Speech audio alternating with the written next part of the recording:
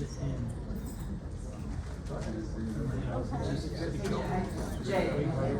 I'm here.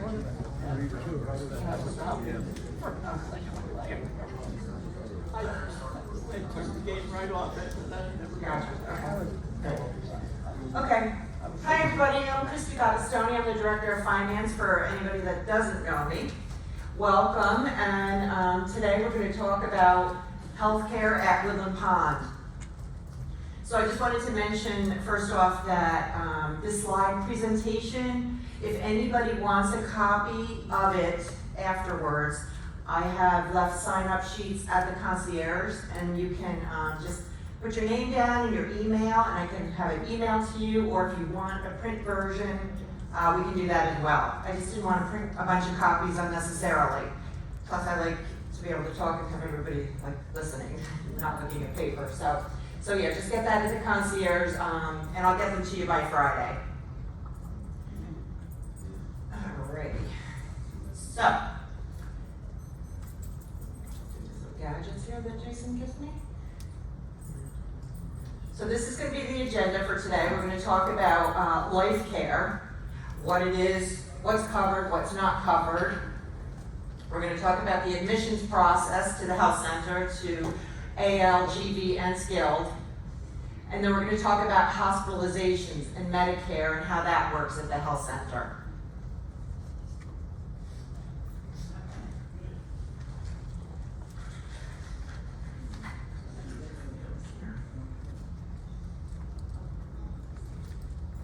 Okay, so when everybody came in, everybody purchased an entrance fee contract. So everyone here had to purchase the entrance fee. Either the traditional, the 90% refundable, the 50% refundable, whatever. Separate from that, you could have, if eligible, purchased our life care product. And life care is basically an insurance product. And by having that, it allows you to, when you need any of the higher levels of care in the health center, know what you're going to be paying when you're there. Because you will be paying the then current monthly service fee that you would have been paying in independent living. So if you can see this, I've listed, this is the 2023 rates right now. And this is just for like a single person in this scenario. So for assisted living, garden view, and skilled, if you have life care and you needed to be in the health center, you would be paying anywhere between $35.58 and $55.03 a month. And that's obviously based on what unit you have. So if you're paying the spruce monthly service fee of $35.58 here in independent living, and you go to the health center in any of those areas, you would continue to pay that as your base rate.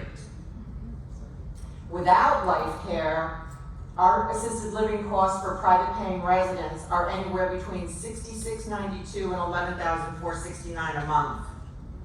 Garden View, $9,900 to $12,100, and skilled nursing is $530 a day, so over $16,000 a month. So you can see the savings that you have if you have life care.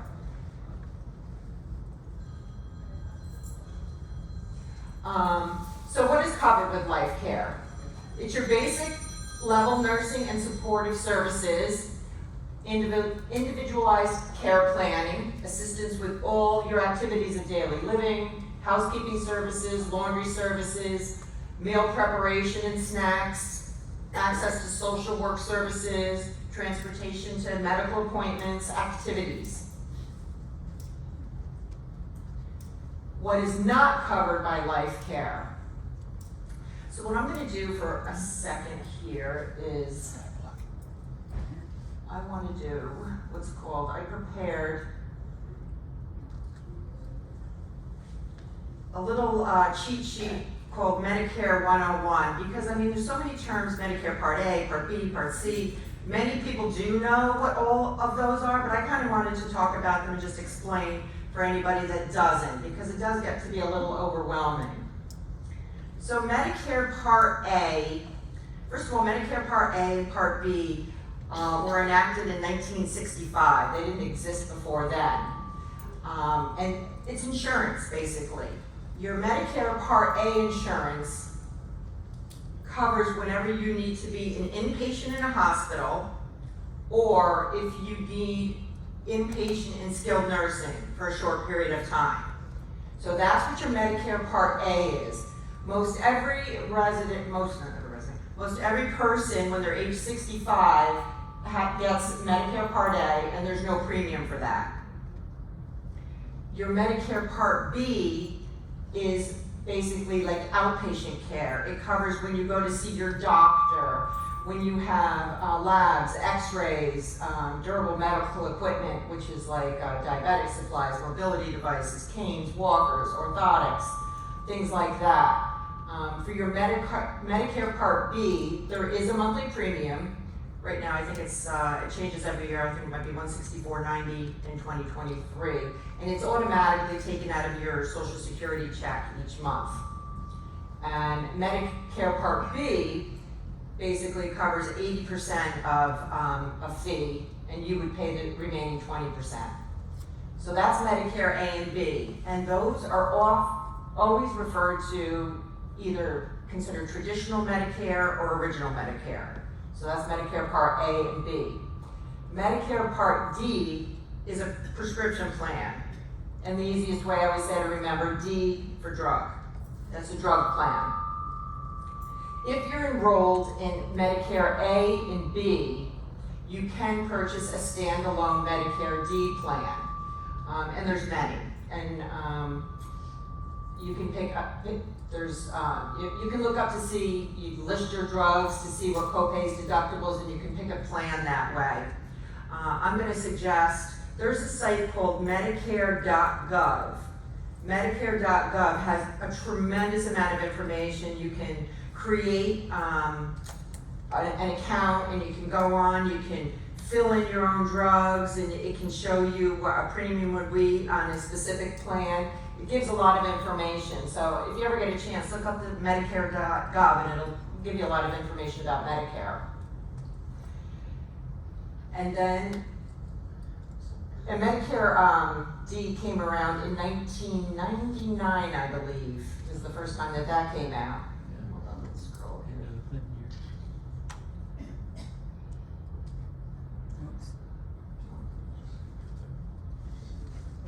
All right. Why do I always have such an issue with this thing? Oh, for God's sake. All right, well, bottom line is Medicare Part C is just above there. Medicare Part C is, come on, Christi. All right, I give up on that. Medicare Part C is a Medicare Advantage plan. Medicare Advantage plans are basically, they're offered by private insurance companies. They're contracted through Medicare as well. But they basically combine your Medicare A and B together into a single plan. We'll talk a little bit more about Medicare Advantage plans later, but you either would have your traditional Medicare, your original Medicare, which is A and B, and a drug plan, or you would have Medicare C, which is a Medicare Advantage plan. And they've been becoming more and more popular. I know IBM just switched to those, I think, this past year, and a lot of people do have them. And then, I don't know if anybody's ever heard the term Medigap, but Medigap is like a Medicare supplemental plan. And if you have traditional Medicare, you often get a supplemental plan, such as AARP, United Healthcare, and that basically helps to cover what's not covered through your regular Medicare A and B. And some people may have ever heard there's often like a Plan A or a Plan B, C, D, whatever. No matter what the carrier is, it could be Northwestern Mutual, United Healthcare, the Medicare A plan, the plan for that, it's always going to be the same, for each one of those. It's just that the premium's going to be different. Did I explain that? Because I just want to make sure people are following. Meaning, A plan covers the same benefits, whether it's through United Healthcare, Northwestern Mutual, CDPHP. It's just that they might charge different premiums. And you would normally, like I said, have this supplemental plan secondary to your traditional Medicare. So I just kind of wanted to do that little Medicare 101 thing. So now we'll go back.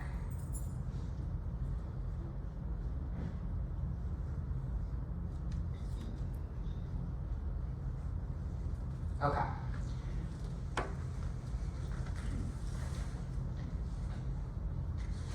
All right, so these are the things that aren't covered through life care and how they're covered. Your physician services, so you see your doctor, he's gonna bill your Medicare Part B. And if there's any copays or deductibles, that would be at your expense. Your medicine is gonna be covered through your Medicare Part D or your prescription plan. That's kind of why I wanted to talk about the Medicare A, B, C, and D on the other page. Your durable medical equipment, diabetes, IVs, oxygen, things like that. That's all covered under Medicare Part B or private payment. Hearing aids, dental work, unless you have a policy for that, that's basically gonna be out of pocket. The meal charges for the second and third meals, basically we charge $20 a day if you have life care in the health center for those meals. So it's gonna be your monthly service fee with that extra $600 a month. So that's what you would be paying in the health center on a monthly basis. Labs, x-rays, that's all under your Medicare Part B. Your PT, OT, and speech therapies, Medicare Part B. Ambulance costs, Medicare Part B, any one-to-one private duty nursing would be like private payment or catastrophic medical insurance if you happen to have that. So these are kind of the things that aren't covered by life care if you're in the health center. Before I go any further, does anybody have any questions? Okay, on this, I'm going to probably repeat the question because I don't have a microphone. What about if you have your own long-term care insurance? Louder? Okay, so her question was if you have long-term care insurance. So some people have our life care product and some people don't because they do have long-term care, and their long-term care is a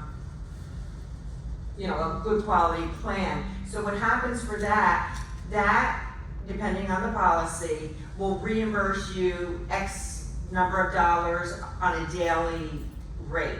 So say we have a lot of people that have like John Hancock or whatever, and so what would happen is if they're in any of if their policy covers assisted, which many of them do, but definitely skilled, we would help submit the bills to John Hancock on your behalf. That's what we do for the residents that are over there that have any long-term care, and they would pay out the daily amount to you.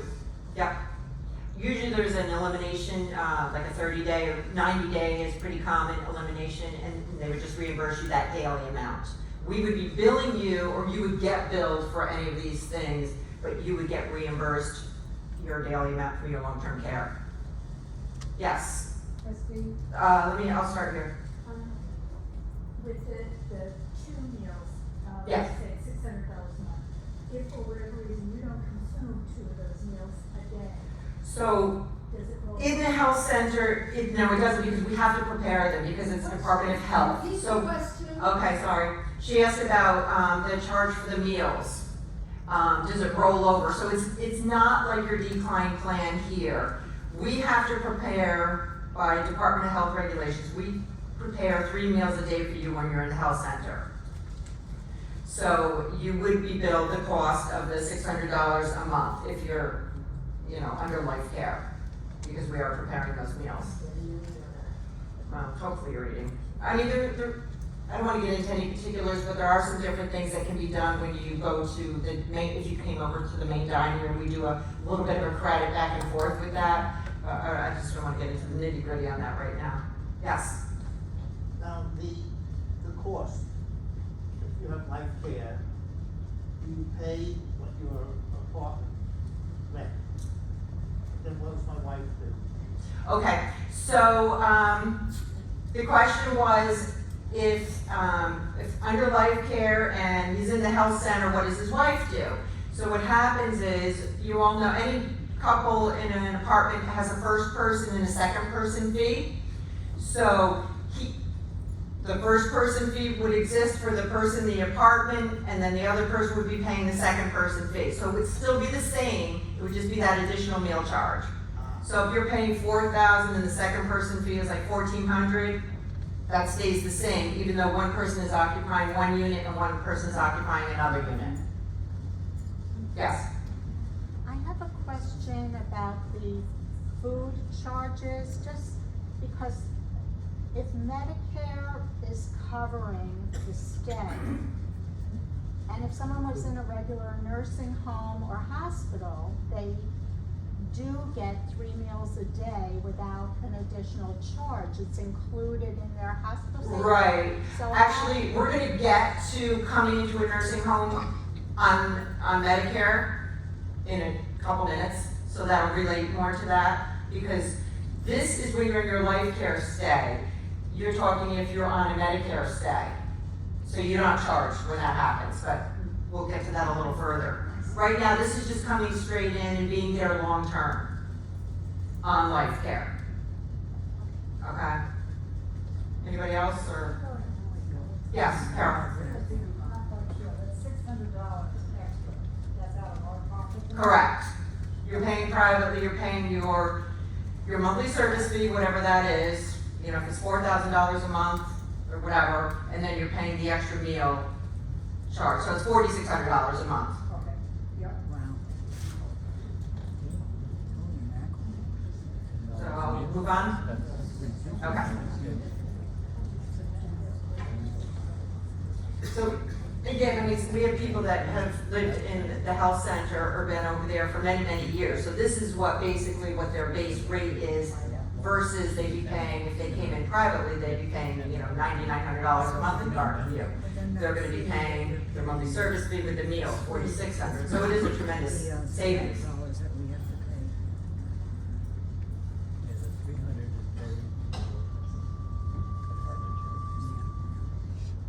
Okay, so now I'm just gonna talk about the process for being admitted to assisted living, garden view, and skilled, what our admissions process is.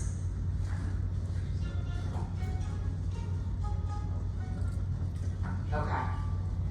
So, if you're a contract holder, you will always have a unit available to you when you need it to move into in the health center. By being a contract holder, we ensure we meet weekly and we kind of know who's on the horizon, who's going to need to move over to assisted or skilled or whatever. But you're guaranteed that when the time comes and you need to move out of independent living, that you will have a bed, a room available to you.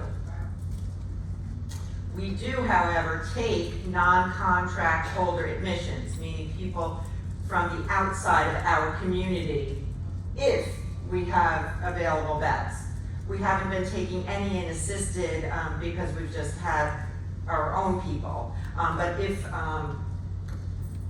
we have a bed available, that we will admit from the community. We do a lot of short-term rehab and skilled nursing for people that say had hip surgery or knee surgery and they're coming in for some rehab or whatever for 6 weeks, whatever. We will do a lot of short-term admissions that are not you guys, not contract holders. Yes, Beth? Are we guaranteed if we need it? Yes, she's asking if you're guaranteed a room. By contract, we need to have a room for you wherever, In this facility? in this facility, yes. Because actually, if for some reason we didn't, we would have to pay for you, if you needed care and we didn't have a bed for you, we would have to pay for you to be someplace else other than here. And obviously, we want you here and we know that you want to be here. Does that make sense to everybody? Yes.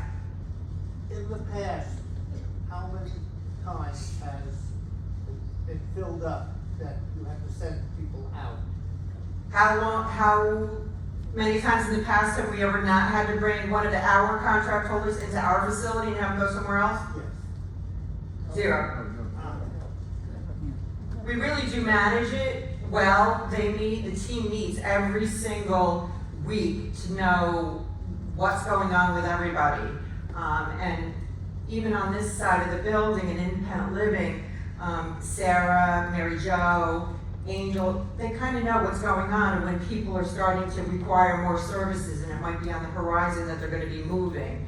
So it's meet and discussed all the time because that way we know when the time comes, when we start to plan, that there's going to need to be a bed for you. So no, luckily we've never had to do that. Okay, so then, no to the, oh, sorry, back over here. So like I said, we do take non-contract holders if we have beds available, more so in skilled on a short-term basis.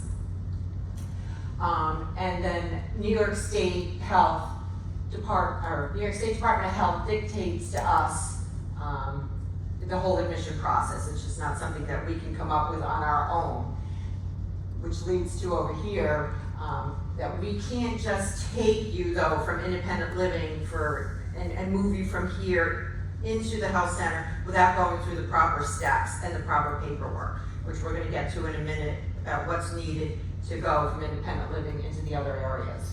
And your doctor can't just write you a script and say, okay, you need to go over to skilled today. It doesn't work that way.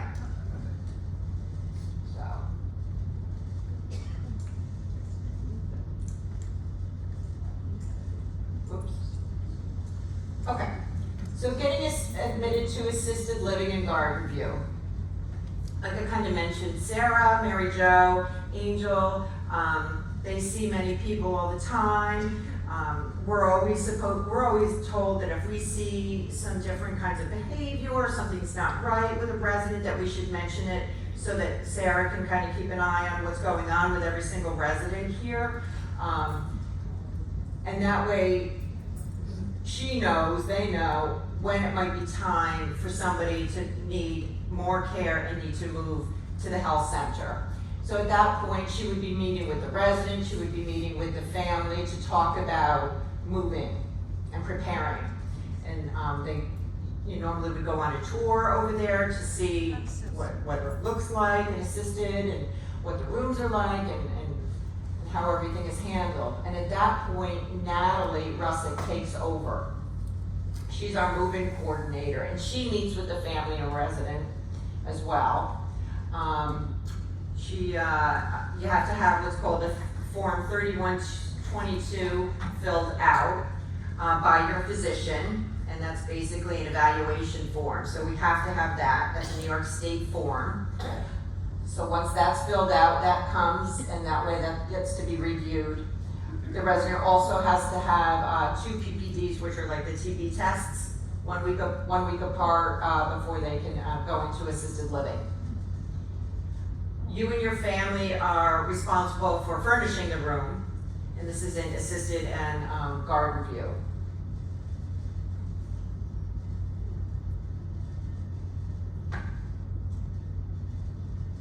And then there's a form called a New York State Form 4397A, and that's more so like a social form, personal data form that gets filled out by you and your family.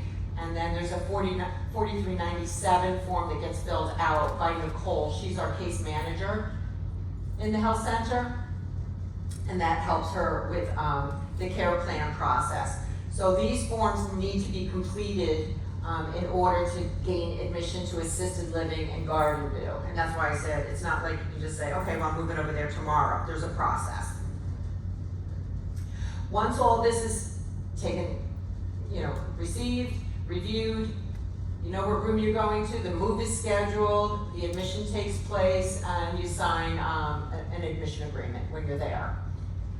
And if it's a permanent move for you, you then have 30 days to vacate the independent living unit that you had been in prior to. Unless your spouse lives there. No, we throw him out. She said unless your spouse lives there, no. Right, so if your spouse is there, he remains, but yes, otherwise the family has 30 days to get everything taken care of. Anybody have any questions on the admission process to assisted living or Garden View? Now I'm gonna move on to the skilled.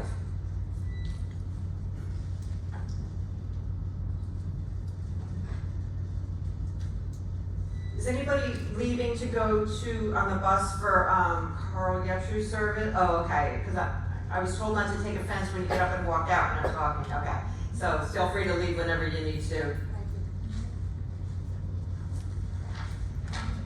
Okay, so for skilled.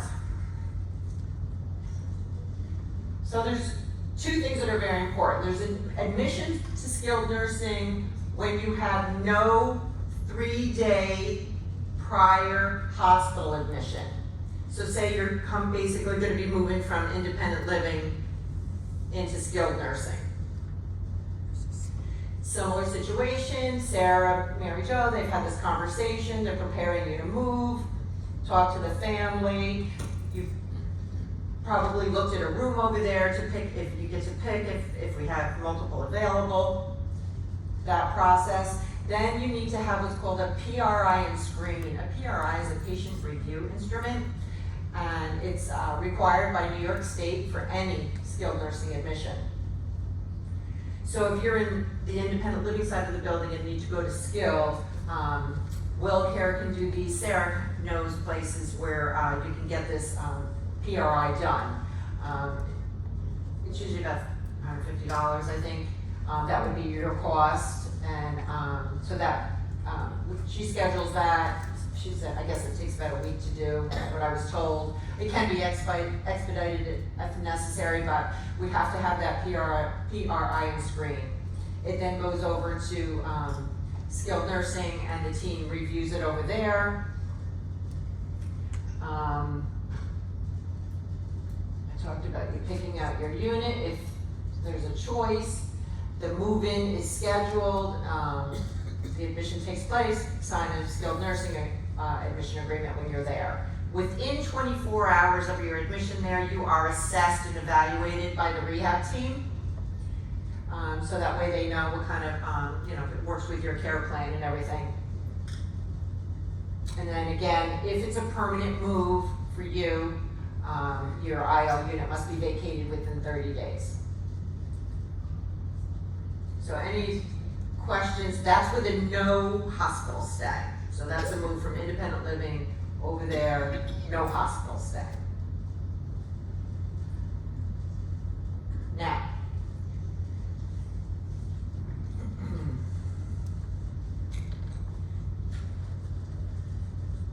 so if you are in the hospital and they determine that they want you to have a stay in skilled nursing, often these could be short-term stays. The hospital would call Mary Jo or Sarah and let them know that they think that you should be going into skilled. And then, like I said, it could be temporary or permanent. Again, the PRI and screen is needed, but it would be done in the hospital. If you're there, they take care of doing that. And then they send that over to us.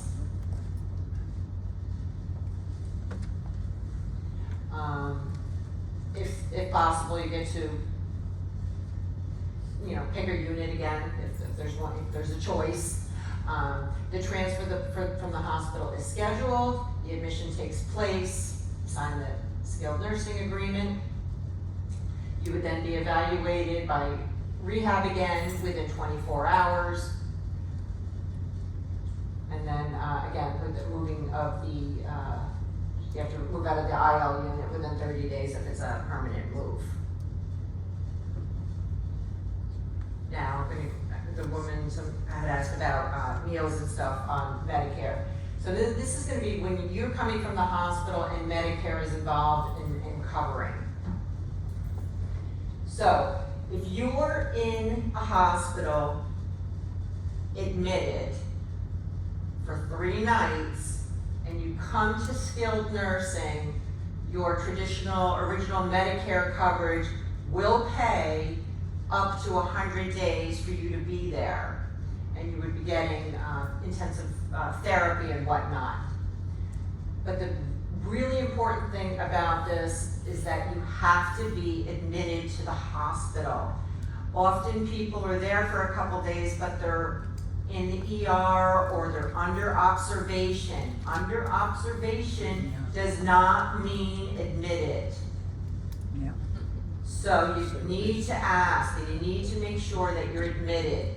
And the difference is, if you're admitted and you come to skilled, your Medicare, like I said, is gonna pay for your care. Your Medicare Part A that I talked about before, how it does, it's inpatient insurance for hospital and for nursing home. So your Medicare Part A would pay. If you're under observation, then it's technically it's an outpatient service, it's not inpatient. So it's very important that you are admitted, and so it seems to be a battle. So make sure that you're asking the question, and it's 3 midnights. How do you get yourself admitted? Yeah, I know. Well, I mean, you have to speak with your physician there for sure, whoever's there. 3 midnights. And right, because the hospitals for some reason really tend to, keep people under observation, even for a day or two. I've heard that people are in there and they don't admit them. So, because you really want your rehab to be covered by your Medicare Part A, because you're gonna get the most rehab possible, and it's really in your own benefit, so.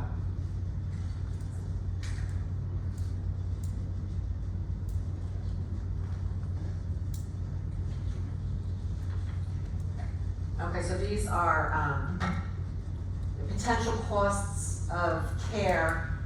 Well, let me just say, when you're covered under Part A, Medicare, it's covering everything. So it's including your food,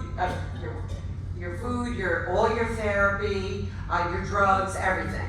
So when you're on Part A, everything is included. So if you're not covered under Medicare Part A, and you're coming in, because you didn't have the 3-night hospital stay, it's gonna be paid for. Your outpatient co-pays are gonna be in the hospital. Your outpatient co-pays are gonna be applicable to like any tests that you have. When you leave the hospital, Medicare will only pay for ambulance transport if you've had that 3-night admission, not when you're under observation, because ambulance considers it medically necessary.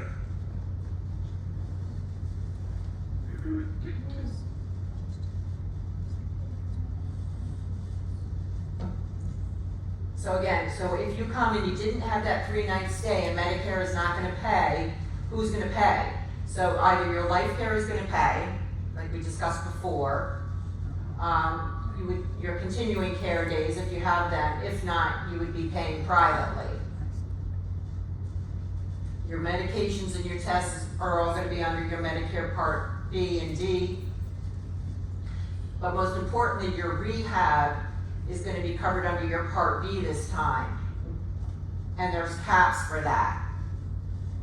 So again, I can't emphasize enough about the admission and being there 3 nights, because you'll get the best and most rehab possible that way. Christi, Yes? does life care cover all those expenses if you're not there 3 nights? No, well, remember we talked about what life care is like your room and board and your your activities, your nursing services, but it doesn't cover rehab. That's gonna be your Medicare Part B. Yes, tomorrow. What is continuing care days? Okay, so for everyone that doesn't have life care with your regular contract, so say I came in and I have the 50% refundable plan. That's my entrance fee that I purchased when I came in. I didn't buy the life care product. So with those contracts for the people that don't have life care, they do get 60 lifetime days in skilled nursing, 30 lifetime days in assisted living. That's part of their contract, but that's it though. Once those days are over, then you're private pay, right. But that's what continuing care days are.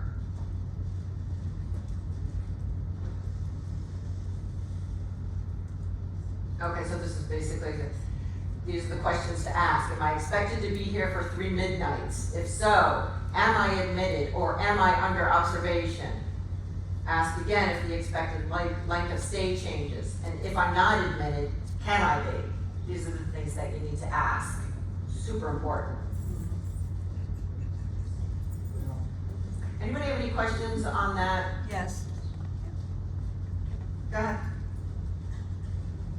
If you're in independent living and you don't go to the hospital and you go directly, then does Medicare cover rehab? Part B. So that's what I spoke about when they said when you didn't have the 3-day hospital stay and you go on your life care benefit, but any therapy that you get is going to be covered under your Medicare Part B portion. Let's say the hospital, I'm asking a question where the hospital is not involved at all. You never have gone to the hospital. Right, you're coming straight from independent living. And you're going from independent living to either skilled nursing and then maybe some rehab. Oh, thanks, Michelle. So, We would be So- billing the therapy to your Medicare Part B coverage. but Medicare would cover. Yes, but it's not on. Is it on? Is it on? Okay. Yes. Medicare Part B covers, but you still are subject to co-pays and deductibles. And there's a cap on Medicare, how much Medicare Part B will pay. So it's better to go to the hospital at least for 3 days. No matter what, even if you have to fake it. Okay. And I did want to come back to your question about the meals. So when you're covered under your Medicare stay, you're not paying for that extra meal charge, because I know that's, I wanted to wait till we got to this point. Christy, Larry's got a question. Okay, Yeah, Larry. To go further on the rehab expenses, assuming that Medicare does indeed pick up your rehab, they will typically not cover it in its entirety. And so then you have to depend upon your supplemental. Your supplemental insurance. So- Not every, I can tell you from my own personal experience, that I've so far spent the last 7 months over in the health center. Not every supplemental health plan, and I have one that's otherwise pretty good, it doesn't cover any of my additional rehab expense, so that's out of pocket. So you have to look carefully. If you anticipate needing rehab and you're going to be covered by Medicare, make sure that your supplemental Your secondary, right. will cover at least some part of the copay. Right, so, I mean, that goes back to what I spoke about a little earlier. When your original traditional Medicare, you do want to have a good Medigap, Medicare supplemental plan. And that's why I said you can go on the Medicare.gov site, and there's all, like United Healthcare, AARP, Plan F is great. I mean, there's all kinds of different plans, and you need to see what they cover. And obviously, the ones that cover them more are more expensive. Do some of the long-term care insurance plans cover rehab? Not that I'm aware of, they just reimburse you a daily rate. Could you repeat that? She asked if the long-term care cover rehab, and I said long-term care plans reimburse you a daily rate. And typically, they're never going to cover the rehab period because they always typically have an elimination period that's simultaneous to a rehab stay. Yeah, I said that often 90 days is the normal elimination period. Hang on, Betsy, here. I think our long-term insurance has a period of time that doesn't, before it will go into effect. Is that Right. what we were just talking about? That's the elimination period. It's usually 90, I've seen 30, I've seen 60, I've seen 120. So it could be any of that where they won't pick up until that amount of time has gone by. So who pays that? You do. But we have the life care. Well, then it depends on your situation, obviously. If you're a private pay, then you're paying out of pocket. If you have life care, you're paying your monthly service fee. Then eventually the loans will go into effect. And yes, it goes into effect. You continue to pay your monthly service fee, you then get reimbursed from your long-term care for the daily rate. So, what I was speaking of was traditional and original Medicare. And I wanted to talk a little bit about the Medicare Advantage plans, because a lot of people have them. You constantly see, you're inundated, I think, on the TV with advertisements and phone calls. It's constant. And I just did a few things here on the Medicare Advantage plans, but we're not fans, as I probably mentioned to people in the past, because the Medicare Advantage plans, you need to get an authorization before you can leave the hospital to even come into our skilled, and then they need to do authorizations like every 3 days, every 7 days, and they don't cover you for very long. The maximum, I asked Natalie, of how long someone was covered on a Medicare Advantage plan was like 21 days, versus traditional Medicare will cover you for 100.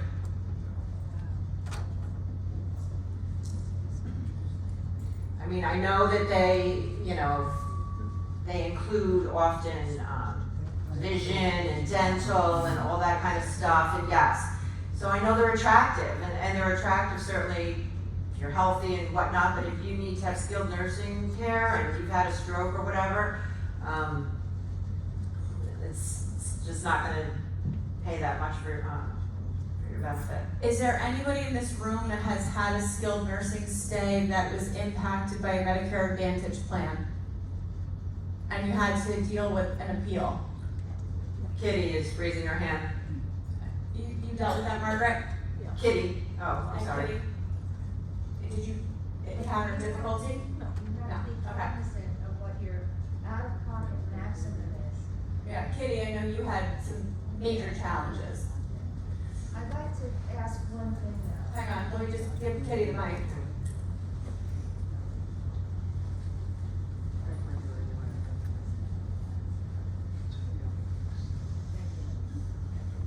I don't want to go into detail about my stay there, but I do have a question concerning the rehab here. What insurances do they accept? If you're outpatient and you need to go to rehab here, what insurances do they accept? For the most part, we accept most insurances. We do have an issue with the Empire, I think it's the Empire plan, where they don't deem us to be an outpatient Medicare facility, which we've been fighting for many, many years. So we do have an issue with that. But otherwise, most often we can get some kind of contracted rate for you. And that's not an issue with us, that's an issue with them. They, for whatever reason, they will not consider us an outpatient facility for Blue Cross Blue Shield, but we'll talk about outpatient in a minute. I just want to talk a little bit more about what Christi's talking about here with the Medicare Advantage plan. So what this is an HMO. Okay, when Christi's talking about they require pre-authorization, this means that it is the HMO that is dictating your care in skilled nursing. So there is a possibility, and we see it a lot, that they're not going to even authorize a stay. They may consider your care not to be medically necessary in the first place. So they're going to control your stay leaving the hospital, they're going to control your care when you get to Woodland Pond. So you cannot assume that just because you have your contract with us, or because you have life care, or because you have coverage, that this HMO is going to approve your care. So we cannot have surprises. If you have a Medicare Advantage plan, which if you're an IBMer, you likely have it now. If you have a plan through any retirement, you most likely have an Advantage plan now, because most retirement funded health insurance, most of them have moved to Advantage plans. A lot of privately purchased plans, a lot of you have moved to these because they're cheaper premiums, maybe no premium, and they get you on it's a very cheap premium, we're gonna pay for your dental, which are very attractive benefits. I know, my parents just moved to one through IBM. But where they really screw you, excuse the phrase, is when you actually need it which is when you have had a stroke or you need skilled nursing. Because then they're gonna give you a 3-day stay in skilled nursing, and then they're gonna say, oh, we're gonna give you 2 more days and then you're going home. Okay, so if you have a Medicare Advantage plan and you have any questions or are concerned about your coverage, go see Christi. Okay, because open enrollment is happening very shortly. It happens in October, and you can switch to a traditional plan. And I will tell you, I understand that you may be concerned about the cost, but everyone in this room has the means to pay for a traditional Medicare plan. And if your health is at risk, and you're talking about you had a stroke or you have to be in rehab, you can afford a traditional Medicare plan. And I don't know that cutting money on health insurance for rehabilitation is where you want to cut your money. And we have no skin in this game. We don't get a kickback from Medicare, I can assure you. But if you have a question, I just hate to see, and we have seen devastating effects of people that have tried to appeal to these advantage plans and they don't care. I wish we had Jonathan here. I mean, Jonathan, our director of rehab, has spent inordinate amounts of time fighting for our residents, trying to get their rehab stays extended through these advantage plans. And they do a great job marketing. They're a hell of marketers. And as I said, I mean, IBM is a huge one. They just switched all of their enrollees, their retirees, over to these Medicare Advantage plans. It's a huge cost savings effort, but you know, it's something to definitely think about. So. hasn't done it yet.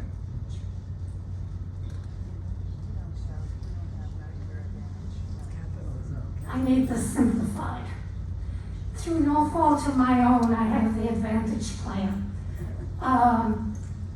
If I have to go to long-term nursing care, won't the plan that I bought when I moved in here take care of my expenses? So you're talking about being in the health center on a long-term basis? So yes, your life care plan, you have life care, is that what you're saying? Like we talked about, that's gonna contain your costs, so that you're gonna be paying your monthly service fee and your meal charge to be over there on a long-term permanent basis.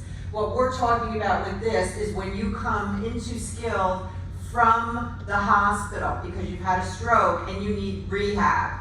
So you're talking more long-term, this is more short-term to get the most extensive rehab that you can get.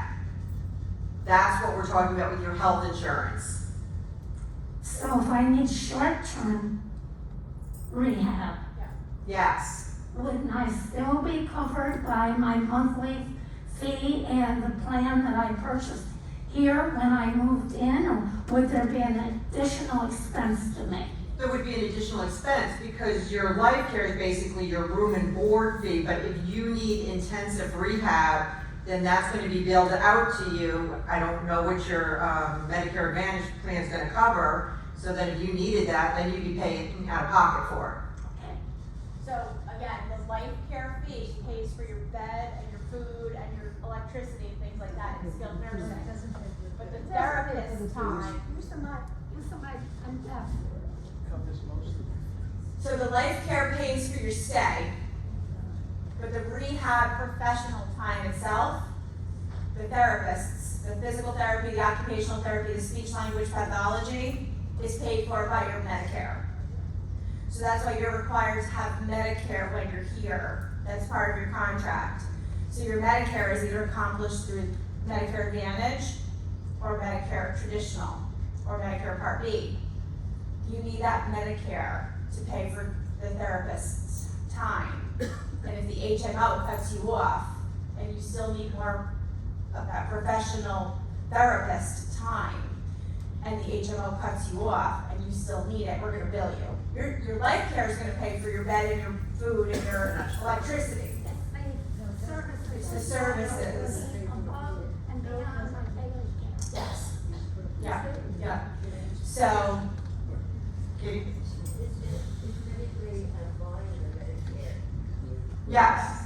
So she asked if there's any way of buying Medicare, like say you have a Medicare Advantage plan. Okay, You can convert to traditional Medicare through enrollment. You get rid of that, you go back to your traditional Medicare. That piece really isn't gonna change because your Part A, there's no premium, that's covered. Your Part B premium comes out of your Social Security check. And you were doing that anyway with the Medicare Advantage. That's the same. What you do need is a supplemental plan. That's what's gonna cost you more money. So you can switch from the Medicare Advantage to Medicare without any cost difference there. You do need to buy a supplemental plan, and that's what's gonna cost you more money, but that's gonna give you the most coverage. I think Kitty has a question. Yeah, I'd like you to clarify the statement that you and Michelle have both made, that meals will be covered, because they are not. Meals will be. Skilled nursing. When you're on a life care stay. No, when you're on a life care stay, you pay for your meals. You pay for the 2 meals a day, the $600 a month when you're on life care. When you're on a life care stay, but if you're on a Medicare stay, your meals are all included. All right, so you're losing me here, because my bills were submitted to Medicare and paid through Medicare, yet I was billed for my food. I think perhaps we'll take this. Yeah, I think there was an issue with yours that Melissa credited you back, but, because you had those all those interruptions of stays, because Kitty, there was times where you were covered under Medicare, but then you were off Medicare, so yours was a little disconnected, but, I mean, I can have her pull it again, but I thought she corrected everything with yours. Yeah, we'll discuss it in private. Okay. Yeah.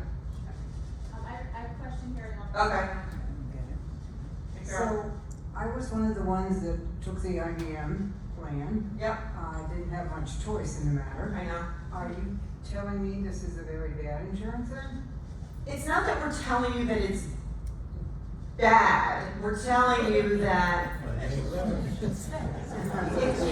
well, in situations like I said before, if you're like a perfectly healthy person and nothing happens to you, it might work out perfectly fine for you. But if you ended up having a stroke and a hospital stay and needed rehab, it's not good coverage in skilled for that rehab stay. It could cost you a lot of money. I talked to IBM many times about this, and I was under the understanding that, they paid for rehab. Well, I shouldn't say that. Yeah. I'm very skeptical. So Yeah. my parents and my grandparents were longtime IBMers, and I've told my parents from the minute they turned 65, you are never getting an Advantage plan. I've told them that 1,000 times. And then last year we got in the mail, IBM is screwing all of their retirees and forcing them into an Advantage plan. And my father said, what am I doing with this? And a lot of you are attached to IBM, and I know that.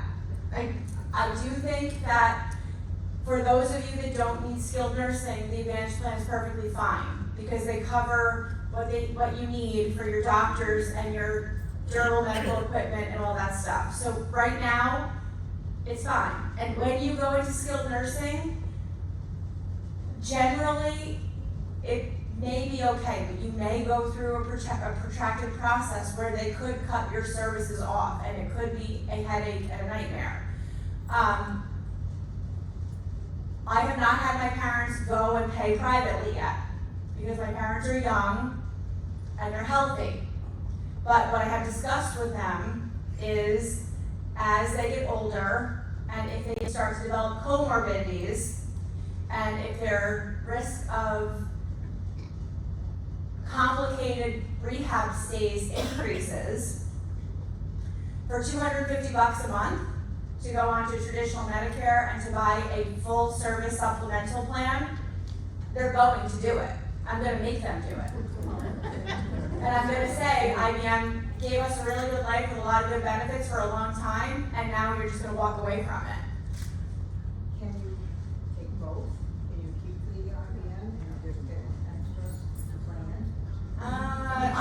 If you have a Medicare Advantage, you can't buy a supplemental plan that I'm aware of. But if you look at the IBM letter, it was a little bit complicated, the choices that they gave you. Right. And I think they're gonna send another letter out during open enrollment in October. So I'll keep an eye on it, and then maybe we'll have a meeting just for the IBMers. That would be wonderful. How many are in IBM attached in this room right now? And the only thing I wanna say too is I looked at my dad at the time, I was making a decision for him as well. The jury's still out a little bit with the IBM Medicare Advantage plans because some of them looked good but we just don't have enough, information here on people that have come into skill to know if they're gonna be good or not. screwed or not, to use Michelle's word. Alright, let's not talk about the IBM plan anymore, we'll do separate on that one. Ina?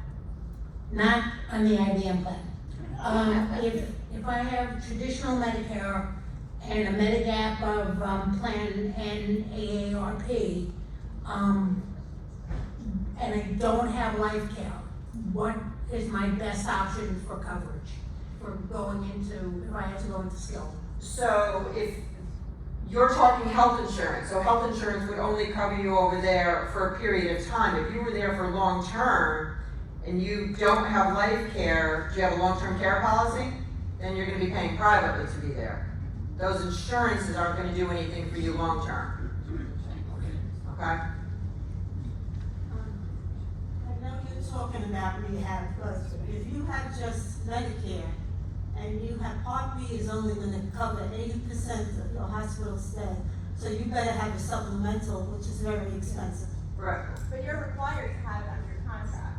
Yeah, I mean, everyone here has to have, technically you're supposed to have Medicare and a supplemental policy or Medicare Advantage plan.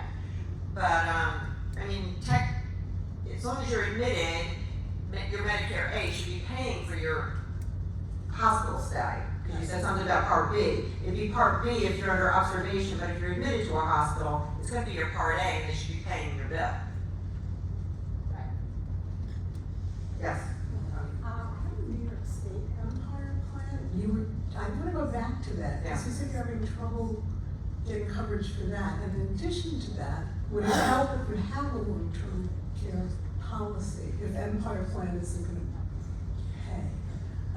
What we're finding with that New York State Empire plan for outpatient rehab, it doesn't, if you go there for outpatient, it doesn't feel that we're an outpatient facility.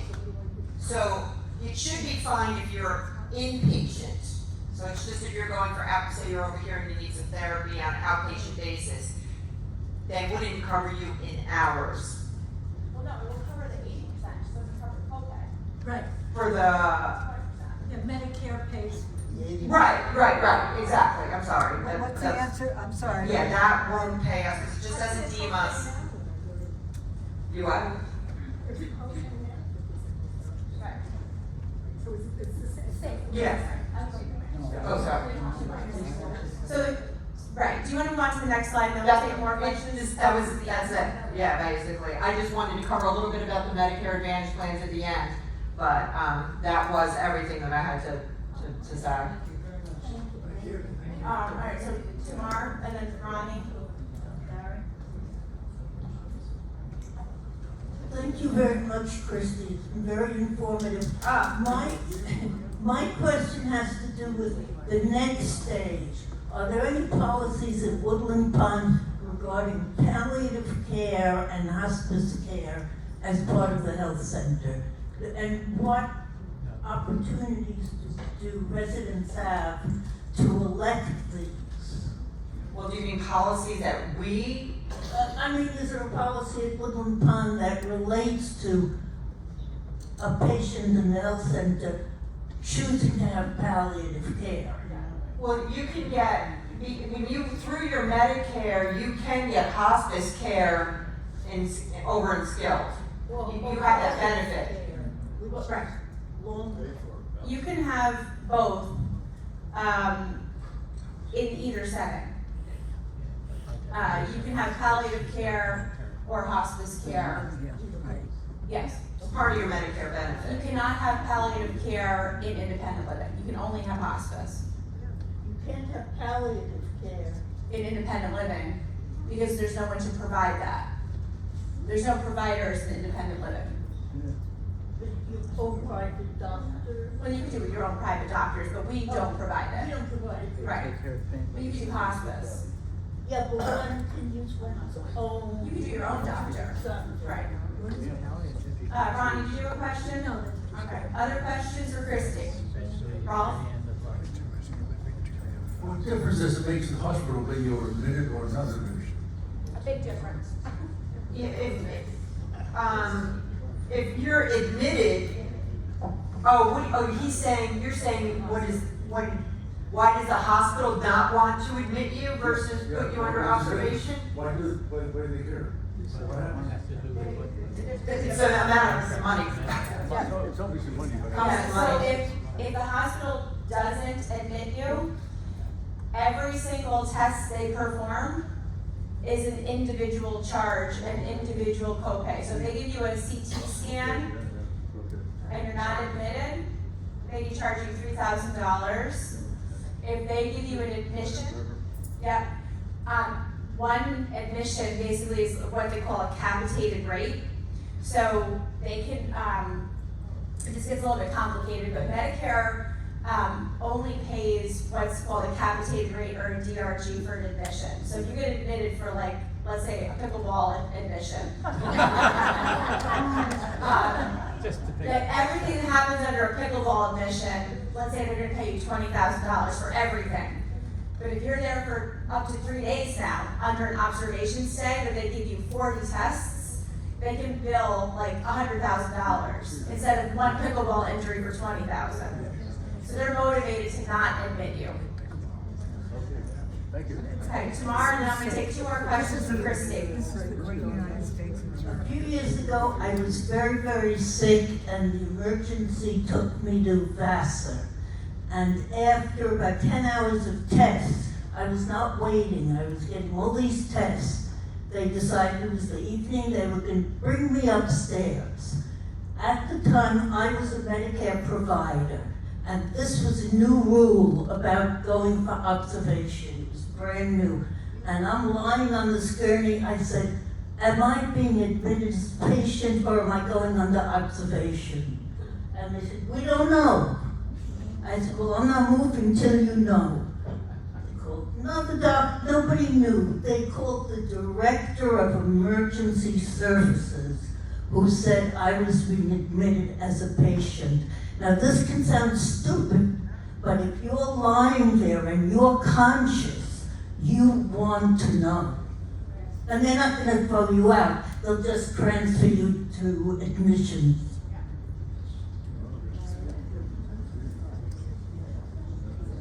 Yeah, and there's one other thing to that too. They can actually, and we see this all the time, they will actually move you to a room and not admit you. So it's very critical that you find out, and obviously a lot of you or one of us is not going to be the state to say, am I capital A admitted? Your advocate needs to be asking that, and we will do that for you too. So one of us is always tracking you. You know we spy on you all the time, no matter what you're doing. So we're spying on you when you're in the hospital also. So we call the hospital too, and we're advocating for you, and we're pushing them to admit you with a capital A. Because we want those clocks to start ticking so that you're getting credit for that admission. Because if you do need skilled, we want to make sure that you're getting those 3 midnights that Christi, I'm sure, talked about early on in the presentation. So we're trying to advocate for you to get capital A admitted as quickly as possible. Maybe you don't need rehab, but we don't want you to waste any time because it takes a while for those 3 admissions or 3 nights to get accumulated. But we want you to advocate to get capital A admitted as quickly as possible.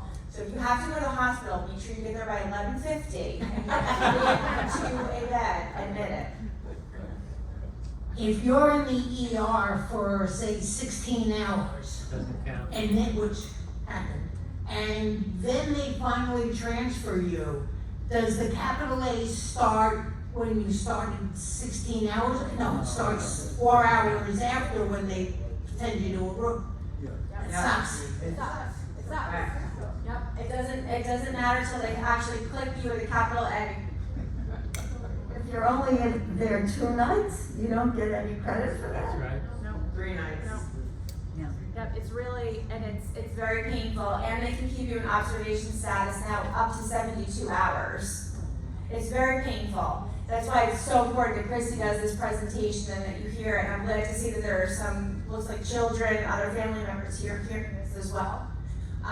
But we advocate for you. So this is a big part of Mary Jo's job and Angel's job. And you don't know this, but when one of you goes to the hospital, we're communicating about you every day. So there's emails going around. As soon as you go out to the hospital, we know, and we're calling the hospital, and then an email is going around to all of us saying, so-and-so is at the hospital, this is the floor they're on, we talk to the hospital, either they're admitted, they're not admitted, we're calling, we're trying to make sure that they're getting admitted. Because we want to make sure that you're going to have access to the best possible care and that you're not going to be burdened with the finances if we can avoid it, because we don't want to see you run into a situation where you can't access the care when you need it. All right, Bev, and then Al, and then we're clapping for Christi and we're leaving, okay? Is it possible to hire an advocate when you need one? You don't need to, we're advocating for it. You can hire an advocate, but you don't have to. We are literally, we're advocating for you. We really, this is what we're here for. We push back with the hospitals to keep you there, to get 3 nights if possible, but yeah, you need to ask a question when you're there, but.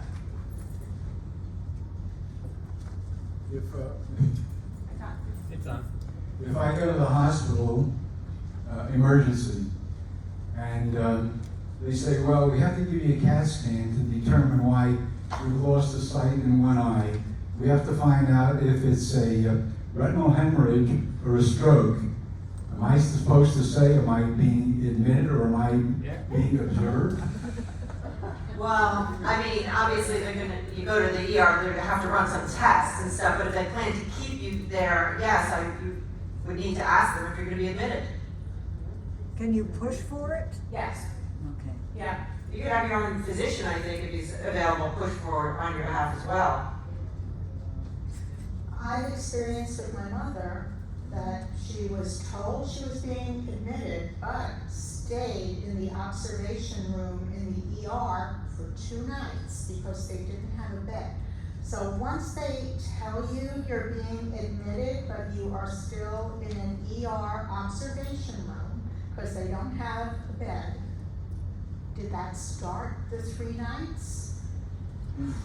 So, I mean, I think Because it's crazy out there. it's crazy out there. Yeah. So I think you can physically be anywhere in the hospital, and in the computer, you can either be under observation or admitted.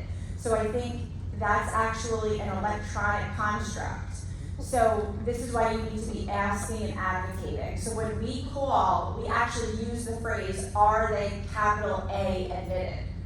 And that's the phrase I would implore all of you to use. Am I capital A admitted, or is she capital A admitted? It's not so much about where am I physically located right now, and this is more of a question for like the case manager, because believe it or not, the nurse isn't necessarily going to know the answer to that question, and the nurse doesn't care, because it's more of a billing and a financial issue, as much as that stinks, but this is more of a administrative question. Because at that point, the nurse is going to treat you the same way whether you're admitted or under observation. They're administering that test, or the doctor's ordering the test. The doctor may not even know. That's really a case management question. But we use the phrase, is this person capital A admitted? That's really like a billing or a financial question. And again, yes, they can physically be pretty much, they can be in a hallway. The hospitals are crazy. You hear me talk about this on the weekly addresses all the time. It's crazy out there. You're absolutely right. All right. Water slides, sign up at the front desk.